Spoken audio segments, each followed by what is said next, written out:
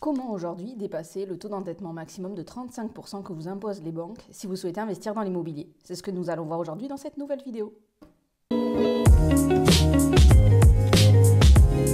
Bonjour et bienvenue sur la chaîne. Je me présente, je m'appelle Célia Pétrisson, je suis expert comptable. À titre personnel, j'investis dans l'immobilier. J'ai également fondé le cabinet PMC Expertise Comptable, qui est un cabinet expertise comptable spécialisé dans l'accompagnement des investisseurs immobiliers.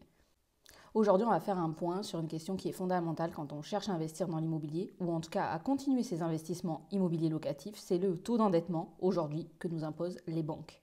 Aujourd'hui, on a le HCSF, c'est un organisme qui réglemente le niveau d'endettement en France. En fait, l'idée, c'est d'éviter que les ménages soient trop endettés.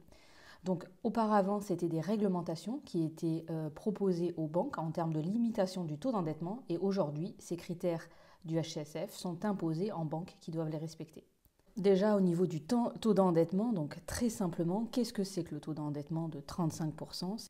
Très simplement, on va prendre le rapport entre vos dettes et vos revenus. Donc en fait, au numérateur, on va prendre vos charges plus vos remboursements de crédit et on va le diviser donc par vos revenus. Donc par charge, notamment, on entend par exemple le montant d'un loyer immobilier. Si aujourd'hui vous êtes locataire dans votre bien immobilier, on va reprendre le montant du loyer au niveau des charges. On va additionner ces charges aux mensualités de prêt que vous avez et on va le diviser par vos revenus globaux.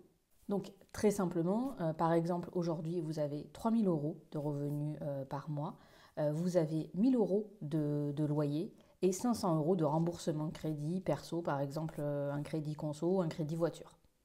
Donc dans ce cas-là, on prend 1 000 € de votre loyer plus votre remboursement de crédit que vous avez actuellement, 1 500 €, on le divise par vos revenus, 3 000 € et là on obtient un taux d'endettement de 50%. Donc dans ce cas présent, en fait, concrètement, vous allez être limité pour pouvoir contracter un prêt immobilier.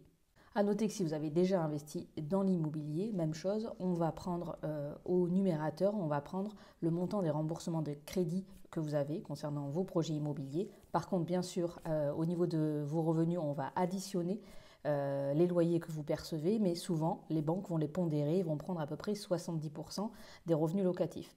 Donc très concrètement, ce taux d'endettement, on l'atteint très rapidement si on a déjà commencé à investir dans l'immobilier. Donc aujourd'hui, l'idée c'est de pouvoir trouver des solutions si vous souhaitez continuer à investir dans l'immobilier locatif. Alors déjà la première chose, c'est qu'au niveau de ces critères de limitation au niveau de l'endettement, les banques ont des dérogations. C'est-à-dire qu'en fonction de votre profil, si vous avez notamment un bon profil et des revenus qui sont assez élevés, elles peuvent aller jusqu'à un taux d'endettement qui est supérieur à 35%. Mais par contre, il faut savoir que dans la grande majorité des cas, à peu près 80% de ces dérogations concernent l'acquisition d'une résidence principale. Donc en fait, les cas de dérogation sont assez limités pour les investisseurs immobiliers. Maintenant, aujourd'hui, si vous souhaitez continuer à investir en contournant ces critères d'endettement au niveau bancaire, la solution va être plutôt de continuer à investir sous forme de société.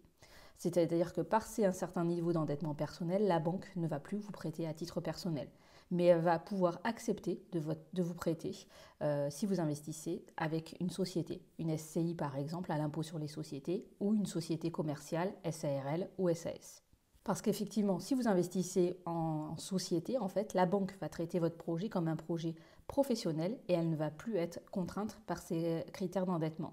Donc, bien sûr, vous êtes toujours associé personne physique de ces sociétés, donc les banques vont quand même regarder votre solvabilité, votre niveau d'endettement. Ça, bien sûr, elle va vous regarder votre situation personnelle. Mais en tout cas, le taux d'endettement ne sera plus un critère qui est bloquant. Alors, au niveau des sociétés que vous pouvez constituer pour investir dans l'immobilier, ça peut être une SCI à l'impôt sur les sociétés ou société commerciale. Alors par contre, pour être très clair, aujourd'hui, c'est difficile de donner des généralités parce que les politiques varient en fonction des différents établissements de crédit. D'ailleurs, aujourd'hui, si vous avez démarché les banques, vous allez peut-être voir qu'il n'y a pas vraiment de logique au niveau de vos interlocuteurs. C'est-à-dire qu'une banque va pouvoir accepter de vous suivre en SCI par exemple, mais pas en société commerciale, et inversement, une banque va accepter de vous suivre en société commerciale, mais pas en SCI. Donc en fait, de manière logique, normalement, la SCI, si elle est à l'impôt sur les sociétés, elle dispose d'une personne morale, en principe, la banque ne devrait pas retenir les critères du HCSF. Dans la réalité, c'est un peu plus compliqué que cela. Certaines banques n'appliquent pas les ratios d'endettement du HCSF en SCI à l'impôt sur les sociétés et d'autres les appliquent. Mais par contre, si une banque applique ces critères au niveau d'une SCI à l'IS, normalement, elle ne devrait pas les appliquer au niveau d'une société commerciale, par exemple une SAS ou une SARL, EURL qui relève de l'impôt sur les sociétés. Donc aujourd'hui, investir en société, c'est donc la solution si vous êtes déjà endetté, si vous avez déjà acheté des biens immobiliers en nom propre et que vous souhaitez poursuivre vos investissements immobiliers locatifs. Par contre, effectivement, la banque là, va vraiment regarder la cohérence de votre projet et va traiter votre dossier de manière professionnelle. Donc là, aujourd'hui, il est important de vous professionnaliser au niveau de la manière dont vous allez présenter vos projets d'investissement locatif à une banque. De présenter un projet qui est cadré avec des tableaux chiffrés sur les recettes estimées, les charges que vous avez en face, afin de présenter un dossier très complet. Et la banque va étudier votre dossier de manière davantage professionnelle. Donc vous allez devoir faire des concessions concrètement. Vous allez peut-être devoir amener davantage d'apports au niveau de votre projet immobilier. Ça va dépendre notamment de votre épargne personnelle, de la négociation que vous allez avoir auprès de la banque. Mais de manière générale, quand on crée une entreprise, la banque vous demande toujours un apport personnel. Quand on crée une entreprise, les ratios, c'est à peu près entre 20 et 30% d'apport personnel. Maintenant, pour un projet immobilier, vous allez pouvoir négocier un apport personnel qui sera inférieur. Aujourd'hui, on est plutôt sur des ratios à peu près de 10%. Mais en tout cas, si vous investissez via une société, alors c'est peut-être toujours possible d'emprunter sans aucun apport, mais ça devient de plus en plus rare. Et en tout cas, présentez plutôt vos projets avec un apport, ça va rassurer votre banque. Même chose au niveau des durées de financement, puisque la banque va présenter votre dossier de manière professionnelle, elle risque de limiter la durée de prêt immobilier. Donc certaines banques ne veulent plus vous financer sur des sociétés avec des prêts sur 25 ans.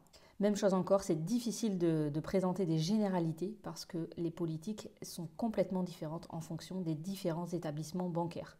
Donc dans certains cas, vous avez encore des banques qui vous financent des projets locatifs, par exemple en SCI sur 25 ans, on en voit assez fréquemment, mais en tout cas, plutôt, de manière générale, les banques vont avoir tendance plutôt à vous financer sur 15 à 20 ans sur des sociétés. Enfin, une dernière solution pour dépasser ce ratio d'endettement, cette ratio d'endettement de 35%, ça serait effectivement de vous associer pour pouvoir investir dans votre nouveau projet d'investissement immobilier locatif. Peut-être vous associer avec une personne qui dispose de moyens financiers et qui n'a pas atteint les limites de son endettement personnel. Donc peut-être vous associer avec une personne qui est plutôt débutante et qui souhaite s'associer avec vous, qui avait déjà une expérience dans un premier projet d'investissement immobilier locatif. En tout cas, l'association, c'est une bonne solution pour pouvoir poursuivre vos projets d'investissement. Donc l'association, après ça a ses avantages et ses inconvénients. L'avantage en tout cas, en fonction de la personne avec qui vous allez vous associer, c'est que vous allez pouvoir aller lever des financements bancaires plus importants en fonction de sa situation personnelle notamment.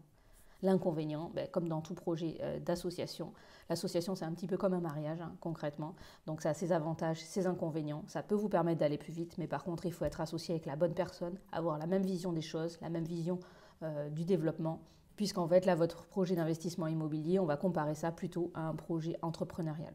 Voilà en tout cas les quelques points que je souhaitais vous partager. Donc aujourd'hui, c'est toujours possible de continuer à investir dans l'immobilier, même si vous avez dépassé ce fameux taux d'endettement de 35%.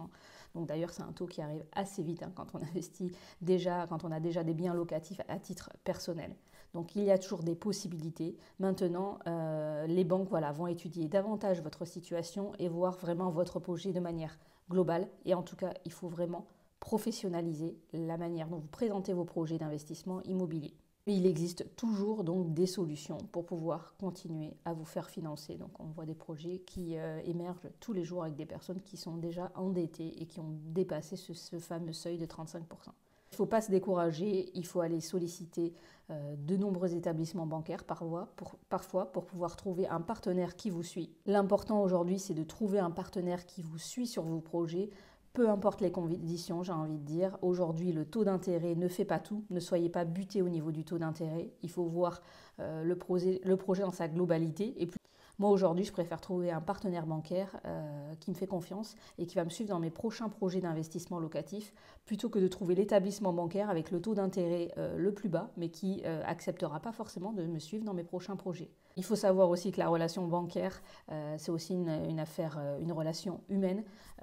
Donc l'important, c'est vraiment, moi ce que je vous conseille, c'est de trouver un partenaire bancaire avec qui le courant passe bien, qui est en confiance avec vous, et qui pourra vous suivre dans vos prochains projets d'investissement immobilier locatif. Voilà aujourd'hui ce que je souhaitais un peu vous partager sur les financements, ou en tout cas les moyens de dépasser ces critères d'endettement que vous imposent les banques. Donc il existe toujours des solutions. Par contre, il faut aujourd'hui se professionnaliser. Il faut voir vraiment son projet de manière entrepreneuriale. Aujourd'hui, vous gérez, en tout cas vous essayez de développer un projet d'entreprise. C'est important également de trouver des partenaires de confiance pour pouvoir avancer dans vos projets d'investissement immobilier locatif. N'hésitez pas à me poster en commentaire vos questions si vous en avez. N'hésitez pas également à vous abonner au email privé, c'est gratuit et on se retrouve très bientôt pour une prochaine vidéo sur la chaîne.